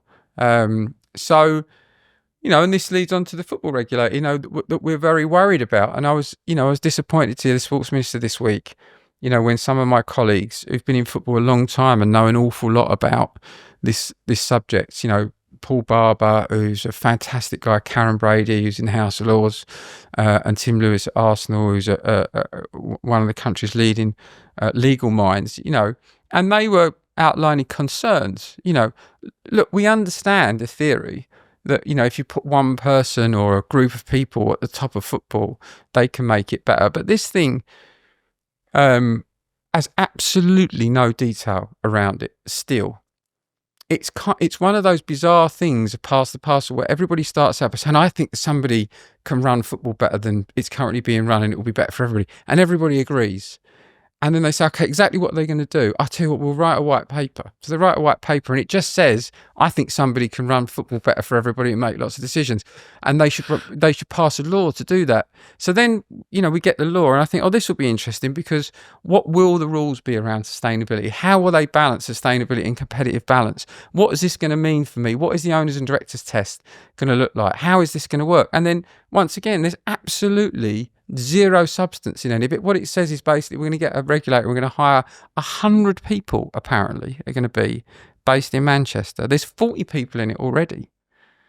There's going to be 100 people, and there are zero answers as to what they're actually going to do. Who are they accountable to? Well, if you go back, if you remember, Larry Neville, I've got an enormous amount of time for, and he's incredibly passionate about football, and he wants to do the right thing. Gary and I had a bit of a back and forth, because I said it's a government regulator. He said, no, it's not. It's an independent regulator. I said, well, there aren't any really independent regulators, because the government can always change the instruction. Well, this is laid bare. I mean, this has got what's called a Henry VIII clause, they're calling it, where the Secretary of State can arbitrarily change the licensing conditions for every club. Now, under this regulation, every club will have an individual license. So depending on your circumstance and what they believe you need to do to be sustainable, or whatever other measures they want to put you in, you can have completely different conditions that you're working under to another club. And the Secretary of State can arbitrarily issue instructions to change those conditions. So, Steve, now, it just sounds like more government. well, look, of course, I'm not saying it will be terrible or it won't work. That's not what I'm saying. Yeah. What I'm saying is I've got no idea. There's no substance in it to tell me whether it's likely to be a good thing or a bad thing. We are going to invest in essentially one person who will be highly visible, and one department, a period of time where they're going to need to decide all of these things. Against the backdrop, I mean, if you can name me one other industry in this country that we've still got that we can call great and world leading, that everybody the world over would agree with, I'd be surprised. Yeah. A bit of music. Okay, if you were sitting there thinking, we've lost 37% apparently, Jim Ratcliffe was saying, of our chemical industry over the last 3 years because it's so expensive, the power's so expensive, our manufacturing base is disappearing under the Conservatives, right? And this is not party political, right? I want this government to succeed. I want them to find ways that we can grow. Of the myriad of problems that we've got, is the most important thing we've got to do right now is arbitrarily regulate an industry that is possibly the most successful, is the one that leads the world in every respect. And of course it's going to happen because there's cross-party support for it. Because if everybody just says, I think we can make football better, don't you? Yes, I agree, we can make football better. What we can do, well, I don't actually know what we're going to do, but we can definitely make it better than it is now. And so you've got this kind of weird momentum and consensus. And what I wish more than anything else about the whole public debate is that people focus more about being right in history when you look back than being popular with their decision right now. And for a government that uses the word popularist quite a lot against their competitors, there is nothing more popularist than this proposal. Everybody agrees with it, but they don't know what it is or how it's going to affect them or what it's going to do. Well, you say, can you name other industry we're world leading in? And I do struggle. I think we're pretty good at creating bands, but we're good at we're good at lots of things. But I think if you went around the world and now you said, England, Britain, Premier League, people would say Premier League football. It's. But my question I'd throw back at you is, I've got quite anarchist since we first met 15 years ago. I just think what things do the government themselves, what does government actually make better itself, generally speaking? I mean, there will be answers to that, but I, as a business owner, operator, and private citizen, and whatever, I just feel squeezed in every direction by government. Every direction, whether I'm running a business, starting a new business. I just feel this, and I'm with you. It's happened through the Conservative Party for 14 years. It's happening under Labour. Actually, interesting, you probably know, he's probably a friend of yours. We were listening to an interview with Rupert Lowe on the way, and he was talking about the size of government and the civil service and how they get in the way of the aspiration of middle class to create businesses, just making it too difficult. And I'm kind of with him. I just want government to get out of the way a little bit more. Well, I mean, I think that. Look, I think you can have a big planned economy like China, and you can plan everything and you can control everything, or you can have a more laissez-faire capitalist economy where you're relying on your citizens to grow things and create wealth. I think you don't want to be kind of halfway between the two in some ways.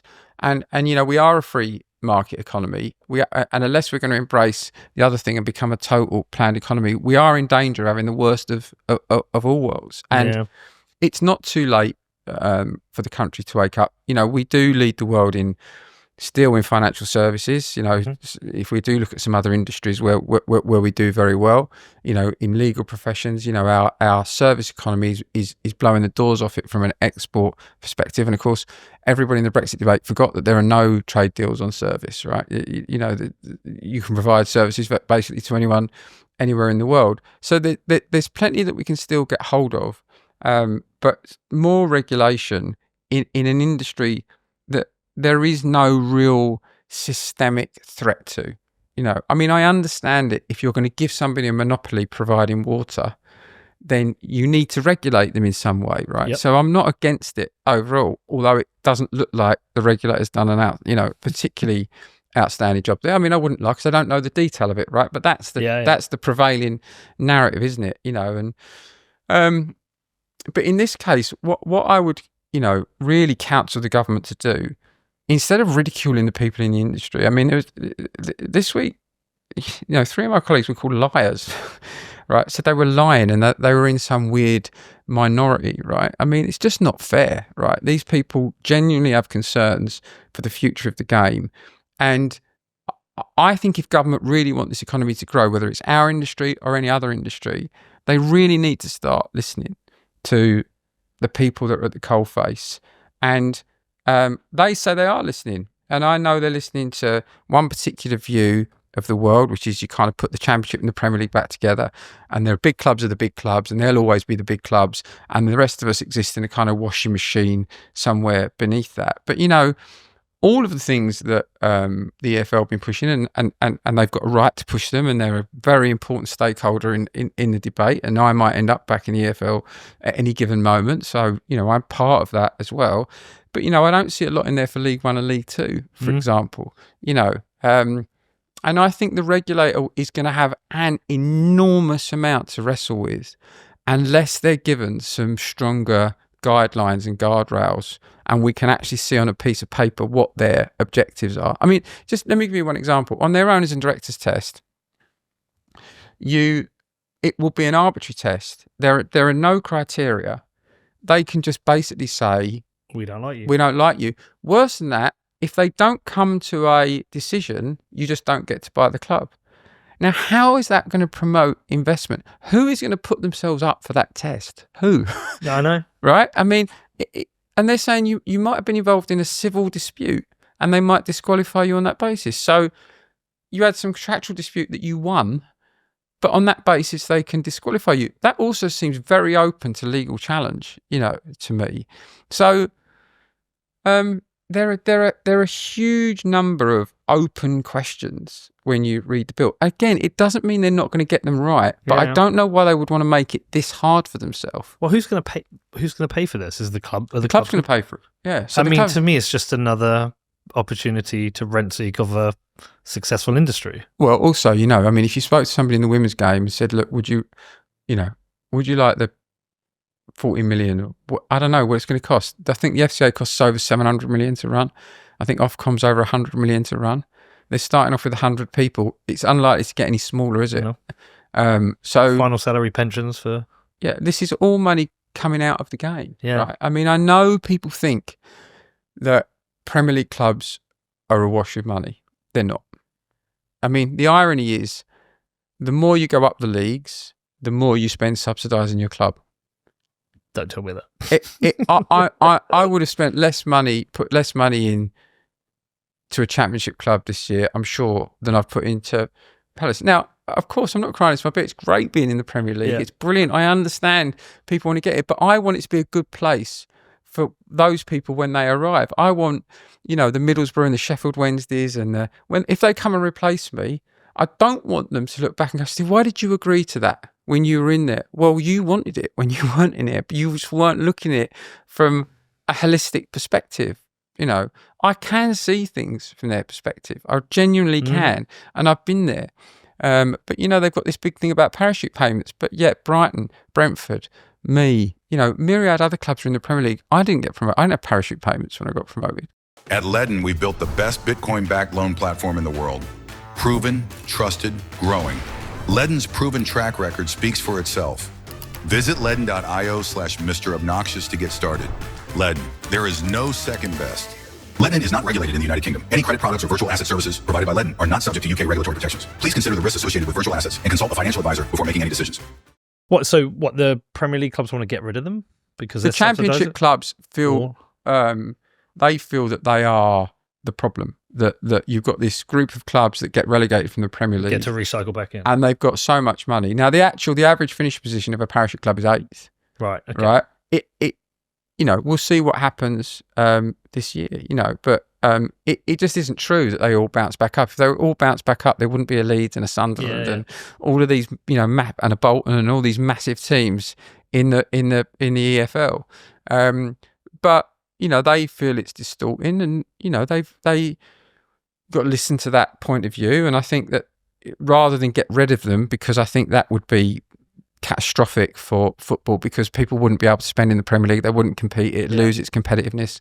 And you need to look at why the Premier League is interesting to people. It's because anybody can beat anybody on any given day. So for a broadcaster, it's 8 months of compelling content and no churn. People subscribe and they stay subscribed.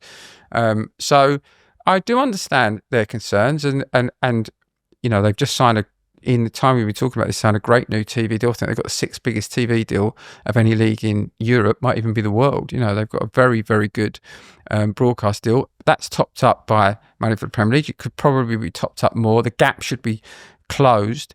But also then we've got to look at the cliff edge between the Championship and League One that creates as well. Yeah. I think what was quite interesting, I've started watching a bit more Championship football, and it started to feel like Premier League 2 now.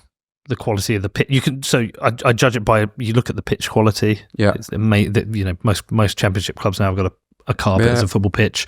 The quality of the football's very high. When the stadiums are full, a lot of those Championship games don't feel far removed from the Premier League, which I think has been good.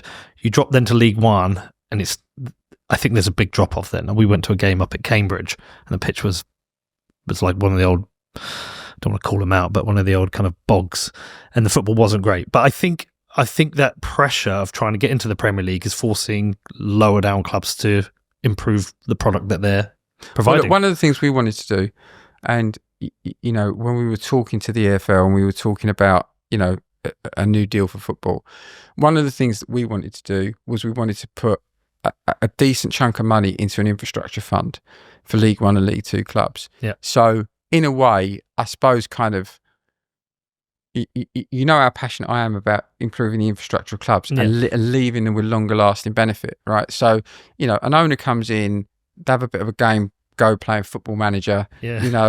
They leave the club in a bit of a financial peril when they leave, and the next person comes in, has to kind of fix it up. And the football clubs are such a focal point of a lot of towns, and their stadium is often the best place that you can go to have an event. It's got the biggest rooms and all that kind of thing. And the training grounds can be used by the community if they've got 3G pitches. So we wanted to put quite a large amount of money, or part of this money, towards an infrastructure fund. And that was just ripped apart by the EFL. Didn't want that, just wanted it to go to owners. Now, I know the owners are voting for it and they need the money, and they want it for players. And they want it for players. And I'm not suggesting they shouldn't have, more money for players. But, I think there are some really good things that can be done with the money to benefit football and to really benefit the fans, to really benefit the communities, and to leave them with something that lasts. But it's all being drowned out in this kind of Premier League bad, everybody else is suffering as a consequence. And there's two really important things. First of all, you can't devalue the money the Premier League can get, and it is more fragile than people think it is. It is becoming harder yards maintaining and growing the broadcast revenue for the Premier League against an ever competitive backdrop and the changing nature of the way that people consume media, younger people, etc. So we've got to make sure that we don't break that, and then I think we've got to make sure that the money goes down into the right places for the right things. And it doesn't just get spaffed up the wall, and everybody ends up, just losing more money because they've got more money. So there has to be cost controls and some kind of guardrails that are associated with it. Typically, before that, football sorted it out, right? We worked it out. Bit of pressure from government. There was always a phone call and a bit of pressure from government. This is causing massive consternation in the game. I mean, everybody got on way better before the government said that they were going to get involved and arbitrate it. Steve, come on. because now everybody thinks they can wait until this new person comes in and they're going to give them everything they want. Right? Yeah. And when you read it, I'm not sure they are. I'm not sure who's going to get what out of it. The only thing I would talk about, knowing from our position in the non-league, and we're not in a place where we have contracts yet, but it will be coming in the next year or two, is that there are bigger clubs are able to sign players, young players that clubs have developed at non-league without paying a transfer fee, or there's like a minimum compensation fee given. And this could be a club that's had a kid for 4 or 5 years, developed them, and they go up into the, maybe a league club or a Premier League club, and maybe they don't make it in the Premier League, but the Premier League club sells them on, gets a few million quid. Nothing goes back to that non-league club.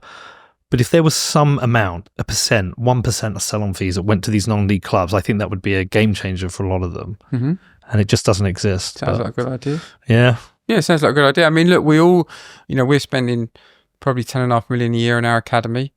And, we get 14-year-olds taken. We do get compensation, but obviously it's not going to get you the amount, you're not looking for compensation at that level. But yeah, there's a solidarity in Europe. That's how it works in Europe. All of the clubs, there's 5% on the transfer fee in Europe, and all of the training clubs get a percentage of that depending on how long they held the registration of the player. So there is a precedent for that. Whereas here we've got, within the professional game, there's fixed compensation between academies, but I didn't realise down at that level you don't get anything. Yeah, I heard about. I can't remember the club. Is that it's that chairman he's got a podcast called I Bought a Football Club. Kings. No, I can't remember the name of the club. He talked about it. He talked about at a certain age they don't get anything, and you see these players go on and they go from club to club, and it would be a nice reward that would help these clubs down at this level because they don't have any money. definitely. Yeah. Kingsland. Kingsland. Yeah, I thought it was. Yeah. Can we talk about Bitcoin for a minute? Give me your Bitcoin latest, because you are my font of all knowledge, obviously, with Bitcoin. Well, so we spoke about Bitcoin. What was it? I want to go back about a decade. No, 8 years. Like 8 years. I rang you not long ago, and you said to me, I said exactly what you said to me. I said, Pete, come on, tell me about crypto again. Yeah, we did speak 8 years ago. We were going to mine it and all that stuff. We were. You were going to go and live near a river or something so that you could get the power cost down. And I said to you, I don't really understand it, and it all looks a bit complicated. And then the price went down below the value that it was worth mining it or something. I can't remember. And then, but recently I rang you and I said, what? And you went, Steve, there's Bitcoin and there's nothing else. Yeah, there's Bitcoin and there's shitcoins. Everything that's not Bitcoin is a shitcoin. Well, everything else is a technology, it seems to me, and not really a...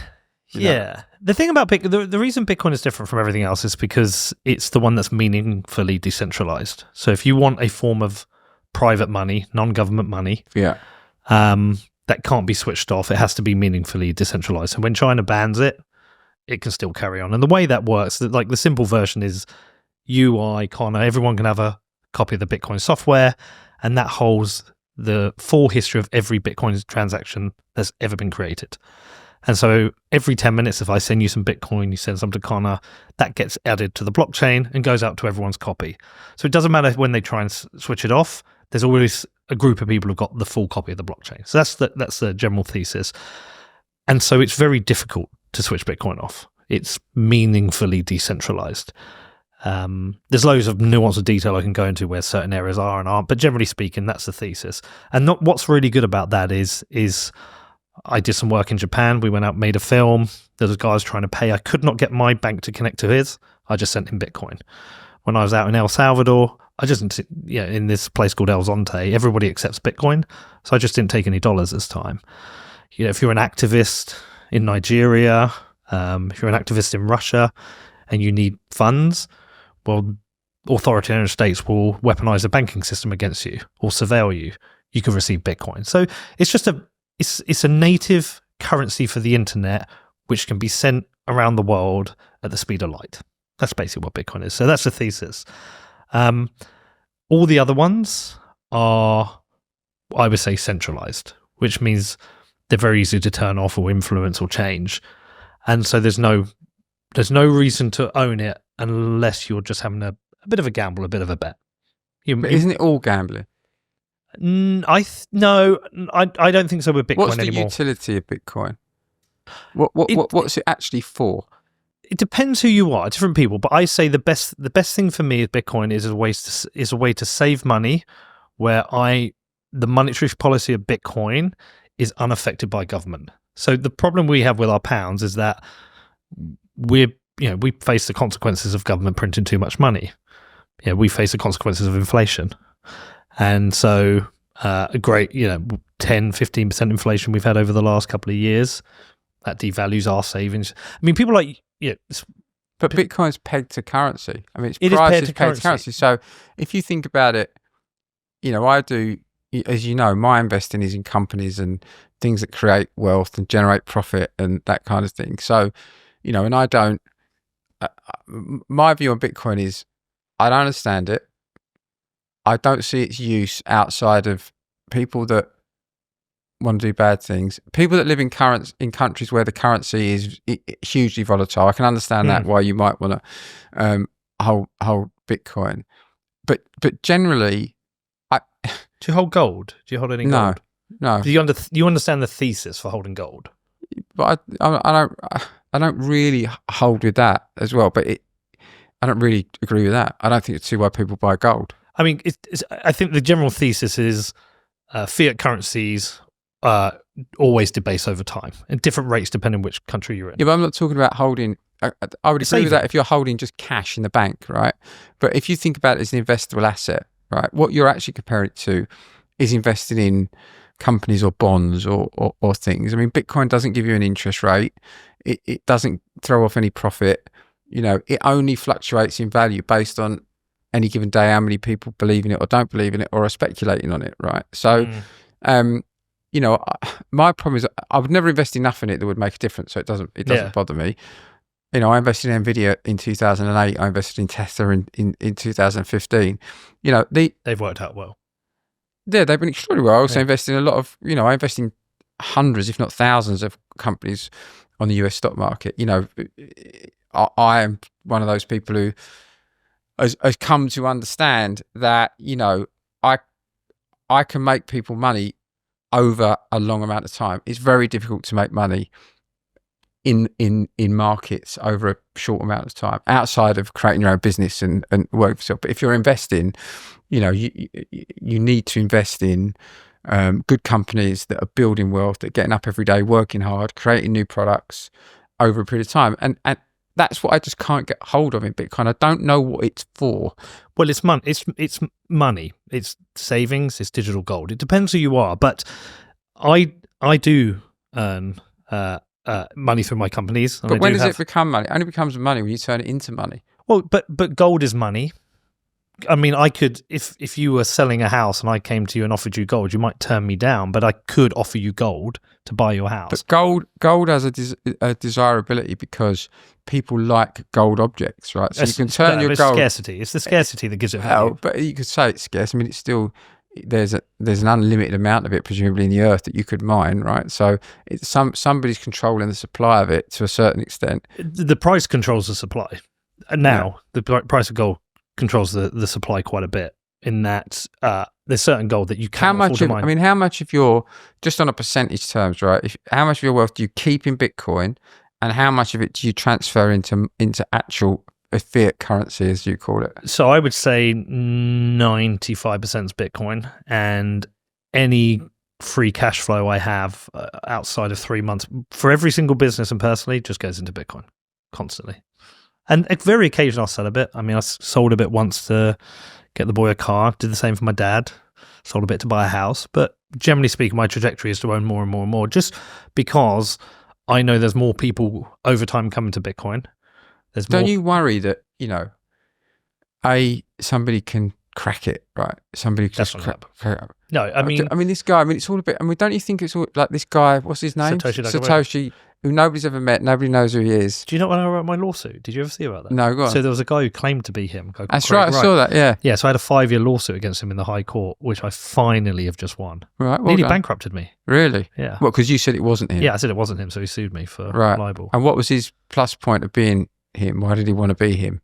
I think it was just a huge grift. Ego trip. Yeah, no, it's a huge grift because he could get business off it and consultation or whatever. And because I thought he must have a lot of Bitcoin somewhere. No, he's broke. He's a psychopath. Well, so therefore, probably not. Yeah. But do you not, what if it's all some big joke, right? And at the end of it, do not worry about any of that. To keep that much of your your money. With inflation, all assets will rise over time as long as inflation doesn't get completely out of control, right? Mm-hmm. The value of assets rise. So if you're in companies or, you're invested in things that actually provide utility, what Bitcoin worries provides utility. What it doesn't. It does. Your ultimate argument with it is that it's a store of value, right? No. It's not transactional. You can't really transact with it. It's finite. I can send you some now. No, but it's not. After all this time, it hasn't reached any kind of penetration where people transact with it. Sure, but even at 1% penetration globally, that's massive. And it's done what it's done. Bitcoin has grown against the backdrop of governments attacking it, press attacking it, media attacking it, false narratives being spread about it. Yet, I'm pretty sure when we first spoke, it was $2,000 a Bitcoin. I got in dollars. It's about 100 now, and it's continued to grow. Donald Trump. I think Nvidia was $2.60 probably. I think that's the one thing that's beat Bitcoin, isn't it? I think it has. Probably, yeah. Yeah, and it's got less risk attached to it, I think. But I think, depending on where you are in the world, Bitcoin's more and more more desirable. Is that Nvidia or Bitcoin? That's Bitcoin. Could be Nvidia. From when? How much has it gone up by in percentage terms? 21,768%. I think think of it like this. If you're get outside of the UK and the USA, if you're in a more developed country that's experiencing high inflation, Bitcoin's great to own. I can understand that in that instance. It's a proxy, say, for the dollar or the pound or the yeah, and it's really, you can buy it instantly, sell it instantly, transfer it around the world. But that is spreading to more and more people in more and more countries. People are looking for alternatives to get away from the pound, certainly. I'm not invested. So my problem, Steve, is I can't invest. I'm not very good at picking companies. I'm good at investing in myself. Not good at picking companies, winners and losers. I'm not a good investor in the stock market.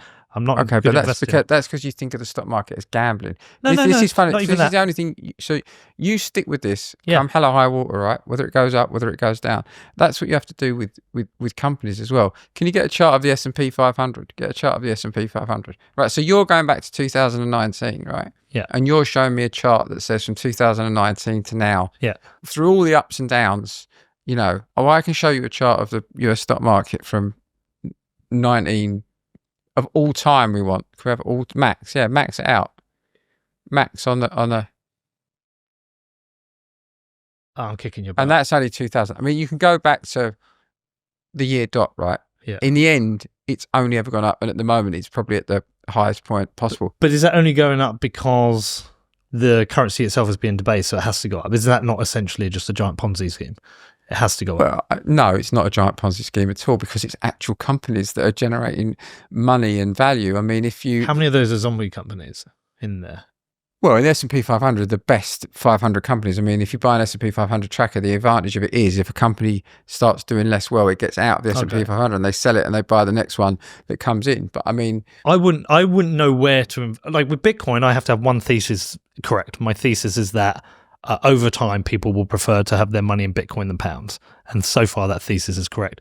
With this, I've got to have per company thesis, or you could buy an S&P 500 tracker, which is just invest in the top 500 companies in the US. But I mean, if you want to pick companies, I mean, the service I use is a service called the Motley Fool. I would recommend it to absolutely. They hate Bitcoin. That's why you. They don't hate Bitcoin. They bought Bitcoin in one of their portfolios. That must be recent because they used to. Yeah. Tom Gardner, in his the Full One, which is the premium portfolio. Yeah, he's bought Bitcoin and he just rebought it as well. Okay, interesting. And that's the only thing I don't own in that portfolio. How much time do you have to spend on this, or do you just somebody else manage it for you? So Tom and Dave Gardner set up this thing as a stock sheet back in the early 90s, I think, and then it went online. And their view was that people were being really poorly served by the fund management industry. Yeah. Like 95% or something of managed funds don't beat the market after charges. It's kind of like, when you look at the fund industry, where are all the clients' Ferraris, right? All these fund managers have got these big houses and drive around in Ferraris, and they're not even beating an S&P tracker that you can pay almost, you pay almost no charges, right, for. So they set about, the whole reason it's called the Motley Fool is because everybody said that you should invest with the wise men of Wall Street, and that if you were to invest on your own, you would be foolish to do it. And they said, no, that's nonsense, right? Because actually, as an individual investor, you've got a lot of advantages. You can invest in smaller companies earlier on. And unfortunately, the UK stock market's fine, and it's pretty safe, the UK stock market, but it's older businesses, it's a lot of oil and gas, a lot of utilities, and it's a reasonable place to put your money if you want, slow, steady growth and dividends. But if you want explosive growth, the US stock market is basically like a venture capital market. But unlike individual venture capital investing, which is very, very difficult because fundamentally you get screwed a lot, right? Mm-hmm. You invest in somebody as a friends and family round, and at some point some VC comes in and buries you under a pile of warrants or debt or all these kind of exotic financial instruments. Where if you invest in the US stock market, it's quarterly reporting, it's governance, you buy a share, your share's exactly the same value as somebody else's share 90% of the time, and quarterly reporting, huge governance. You get the odd what was the recent one? The bank that went under, Silicon Valley Bank. You get the odd, the odd one. But really, when you're doing that kind of investing, it's Pareto's principle. 20% of the stock's going to make you 100% of the return. So I buy a lot of stocks of relatively nascent companies that have got exciting products. And today's a fantastically exciting period because you're in AI and you've got all these kind of emerging technologies like you did around the time of the internet. So they set up a stock sheet. The Motley Fool Stock Advisor, I think, has beat the S&P 500 by about 7x, non-dividend reinvested on the S&P 500. and they've got all of the stats. They don't do any front running. So if they recommend a stock, they don't go and buy it first, and then the price goes up. They just recommend it to you. Originally, each brother recommended a stock a month. So you could go into it now. You could do the best buys now, which are probably about 10 stocks, and then you've got to buy a stock every month. But you have to buy and hold. It's volatile. You go through good times and bad times, but you're investing in fantastic companies that have got amazing products and fantastic people working for them, and they've got 400 people in Virginia somewhere in America analysing all these businesses for you. And I think you can buy their basic stock sheet for about $400 a year. I'd have to sell some of my Bitcoin to do it though. Well, you also have to, like you have with Bitcoin, right? Yeah. You can't be flotsam and jetsam. If you're going to go in and out, you're just gambling. This you can't. I always say if you buy any Bitcoin, forget about it for 4 years. Yeah, you just forget about it for 4 years. But I have one thesis, and that just has to remain correct. Our government's going to continue to debase their currencies. If governments are going to continue to base their currencies and people are going to look to an alternative, which they do, some use gold, some invest other ways, some have property. I prefer Bitcoin.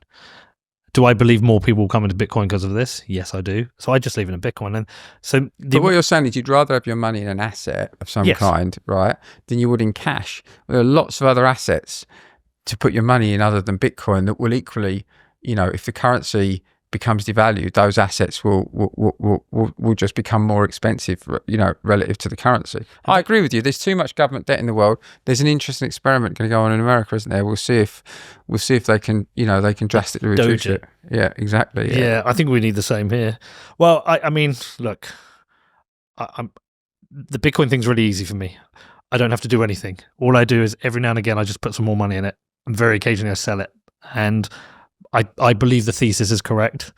If we do this again in another 6 years, we'll have a look at the price and we'll compare it to the S&P. I don't have the time to pick stocks. Well, listen, you've proved to be right so far, and I proved to be wrong so far. So, as a speculative asset, your view of it is right, and I have an open mind to it. I want to be convinced, and I do understand there are some uses of it. I just can't completely buy into it. Yeah, I mean the easiest explanation is it's a savings tool for me. It's a place I can save my money and not be debased, and save in a similar manage a way to gold. I'll tell you one interesting thing, because we did the Winklevoss deal. Yes, that was I think it's the biggest non-league deal we actually did. £3.6 million. Have you got Bitcoin in the club? Right, we take so it was $4.5 million. We valued it in dollars. We took the whole 4.5 million. Sort of the micro strategy of the football industry, right? Not yes and no. I wish I could say that. If we'd have floated, and then we'd started. What do you think of micro strategy? I think he's pulled off a hell of a moonshot. I was with him for New Year. He's interesting. Does it end in tears? I don't think so. No, because I think his thesis is the same. Isn't he driving the price up though? Isn't he buying so much of it? He is part of the reason the price is going up. But every cycle, someone's driving the price up, or different people are driving the price up. But that $4.5 million, I just YOLO'd it straight into Bitcoin. I was like, see you later. Put it all into Bitcoin. I mean, we're £1.6 million up since that thing. For this is the thing about Bitcoin, though. People only ever equate it to actual money. These fiat currencies that they hate. When they talk about it, they don't go, "I've got 500." They go, "I've got a £1.6 million up." Well, it's because we're at some point you have to translate it into fiat currency for it to. Because when we spend it, because the fiat currency is the unit of account for when you spend it. So if we want to build a football ground, it's too volatile. Like if you wanted to buy a player from me, I'm not going to take Bitcoin when it can lose 10% in a day. That'll take all our money off. but the point is, us as a football club, to be £1.6 million up, and at this moment in time, for a club where our worst case scenario this year is we lose a couple $100,000, and we're sat there with essentially in total we've got about 6 million quid of Bitcoin now. That's a great position to be in. The way I've done the math, if the compound annual growth rate continues, even at a slightly declining rate that it has over the last 10 years, we should be the richest club in every division we're in. I think it's up until League One. Brilliant. That's the thesis. So that's it's a brilliant story. And you're top of the league, right? Top of the league, yeah. So if we win the league this year, that will be 3 in a row. That's only been done twice before. Amazing. No one's done a fourth. And our women will go top if they win theirs, and that would be back to back. The goal is Football League. I said in 10 years. So we've got, if we go up this year, we'll have 3 more to do in 7. I think it's doable. Yeah, I think it's doable. Are you anywhere near? Because Croydon Athletic, our ex-player Wilfred Zaha bought Croydon Athletic. I know, with Stormzy. So I don't know that. I'd love to get a connection because I think they might be someone we could have a game with, a friendly with. I don't know what. Step 4. They're step 4, so they might be a good friendly for us Yeah. at some point. That's what we run our academy for at the moment. Interesting. Because that's where a lot of our academy players seem to end up there. So We'll take some off you at some point. Yeah. Maybe in the future. Steve, you've been a great mate over the years. 15 years, I think I know you. Yeah, 40. Oh, yeah. No, one thing I did want to ask you about. Go on. Ted Lasso. Yeah. Banter. Do you remember my football website? Yes. Bantra. Was it no, Bantra? That was or Banter? No, it's spelled exactly the same. Yeah. So one day we were watching that, and then Ted Lasso came up. I must have had 100 texts that day from people going, "Have you seen this? You seen that?" Do you remember that? What, Ted Lasso came up on your site? No. Do you remember I built that football website called Banter years ago? Yeah. Well, the app in the TV show, the dating app, is called Banter. Oh, really? I was just like this weird kind of like flashback to that because that's the first time I met you. Do you remember? I did. So Neil, the journalist, used to be at the News of the World. Yeah. Do you know? So he took me to Palace Reading because I born in Reading, and I was trying to convince you I had this brilliant idea to have a football social media website. And you weren't the only one at the time. There were a lot of them around, and yours was quite good. I remember the fans could vote on who they thought was going to win and stuff like that. It was a good one. It was, but nobody used it in the end anyway. But I just thought that was quite funny. But the Ted Lasso thing, how did that come about? Oh, I see. So Ted Lasso, we had one of our shareholders. One of his relatives is the showrunner, and he emailed me. And funny enough, Jason Sudeikis came to a game, and I told him, "You never want to let me anywhere near the sort of the decision on whether a TV show gets made," because he emailed me, and I'd remembered the sketch. I don't know if you remember when Ted Lasso first came to the UK. It was when NBC won the rights to Premier League soccer, and they did this skit that Jason, I assume, and wrote about him coming as an ex-NFL manager to manage Tottenham. That was how it started. Right. You can still find it. So it was kind of like a 20-second introducer for the NBC taking over Premier League soccer. And it was the year we got promoted into the Premier League. So talking to Jason afterwards, then what happened is they thought it was quite a good idea. So they started showing it, around various people. NBC obviously had first choice, didn't want to do it, etc., etc., etc. So eventually Apple were going to launch, and I think they were looking for something that was quite kind of wholesome and, non-contentious. So I got an email from one of our shareholders at Rival, and he said, my brother's involved in making this show, and they want to base it on a kind of underdog team, and I've suggested you guys, and they want to come and film at the stadium, and, are you interested in doing it? And I was like, yeah, I don't think that's going to be successful, but sure, you can rent the stadium. The premise sounds terrible. And also it just didn't, it resonated a lot, didn't it, in the States? And people would absolutely love it. And I love it, right? But all I remembered was the sketch, and I was kind of like, it's a one-off thing. Do you know? But obviously, look, I'm not in the industry, so clearly I don't know what I'm talking about. Anyway, so then they fundamentally rented the stadium off of us. We were the stadium. If you remember, in the first show, they play us. We're the first team that they play. The training ground somewhere else, and obviously all the back of house is filmed. Some in the studio. Richmond's got very successful, isn't it? There's all parts of Richmond that people go through. So we said yes. We did a deal with them. They were absolutely amazing. The staff said they were amazing. They loved being there, and they still use it, as their home ground. But unfortunately, we got a certain amount of kind of kudos from it, but there was no deal with the Premier League at the time. Maybe they would have called their team Palace, right? And that would have been amazing. Subsequently, obviously West Ham are actually in it because the Premier League did a deal with them, and they can use all the Premier League logos, and then the husbands bought West Ham. So, but it's brilliant. It's still been brilliant for the club, and it's a wonderful show. People absolutely love it.